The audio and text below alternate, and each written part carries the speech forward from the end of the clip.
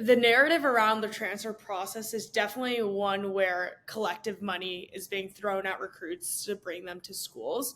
So this time around in the NIL era, how did the NIL aspect of recruitment impact your decision, if at all?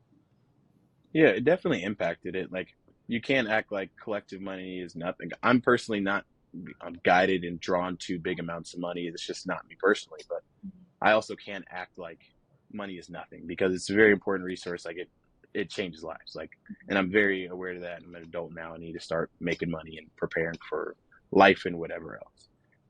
But some of the stuff you hear is, I mean, some of it's just crazy. Like, the school called me and offered me $850,000 first phone call.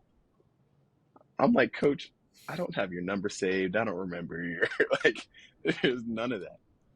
So stuff like that is like, I mean, that sounds cool in theory, but then you got UNLV with people getting promised money and not touching a dime, right? So like, this is just, I kind of opened my eyes to it. I didn't even realize that this is what the world was like. I was never in the portal before, never had any interest, so I didn't even know what the basketball market was like or any of that.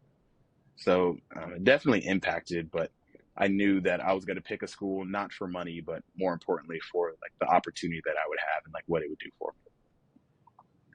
I just like you can see like Fernando and I's like raw reaction right there. Like, damn. You guys should have seen my reaction. I was walking through the airport and I had my AirPods in just like this, and I stopped rolling my little rolly suitcase, and I was like I didn't even realize that's how it happened. Yeah. Keep in mind, I've been involved very deeply in the like student leadership and all that. Like, I'm supposed to be knowledgeable of all this stuff, right? I didn't know any of this. That was news to me that um, that collectives were even paying out that sort of money, and I didn't even know their process or any of that kind of stuff. It was insane. So did they explain the process? Like, let's say they give you that they're like, we have 850K for you in this collective. Do you sign a contract? Like, even with Duke, X amount of money through the collective or whatever it is that's promised. Is it part of the new contract that you sign? Or is it once you get there, you're just hopeful that the verbal promise is there? I think it's different at every school. I've Okay. heard horror stories of people being like, "Oh yeah, it's like a handshake deal. I trust you, you trust me." Right? Um, I'm thankful for Duke because they were very straightforward about everything. They were very clear about the appearances we got to make. I actually came from one just now. We were at the Boys and Girls Club hanging out down there. Had a great time, and they were very clear in like beforehand about exactly what we were getting into. There was no ambiguity. There was no he said, she said, which makes everything very nice and simple for me.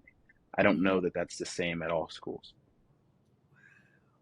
I do have to ask, like, how do you, because you mentioned that money isn't something that's motivating you, but how do you not fall for the 850,000? Because like doing that for a year does set you up really well for like Yeah, after that 1 year. So again, totally understand Duke yeah. basketball. Like that's, I mean, it's Duke basketball, right? With that being said, how do you not get dragged by another phone call for that amount of money? Yeah, I think there's two pieces to it. One is the people. So like, I didn't know that coach. He could have been anyone. He could have been Joe Spohr off the street. Could have saying anything. I didn't have a relationship with him to the point where that really meant anything. So that's the first thing. And then two, it's an investment in the future. Like, being a basketball player at Duke, sure, the collective can give money to come here, but like, that means like that on its own means so much more for the rest of my life than almost any amount of money you could have given me right now. Plus, I have ambitions of being an NBA basketball player, playing basketball for at least a little bit, like, see, at least a little bit. So I felt like this gave me the best opportunity to do that. So I wasn't willing to take a big chunk of money for now if it wasn't going to give me the best opportunity to make more money in my career. Because I don't know if you guys follow, NBA players are making a lot of freaking money nowadays. Like, these guys, some of these guys are making like hundreds of millions of dollars. And once again, I'm not like guided by money like that, but it's also hundreds of millions of dollars. Like, you can't act like it's nothing or it's not important or any of that. So I felt like this had gave me the best opportunity to be an NBA basketball player and to truly um, go for my dreams.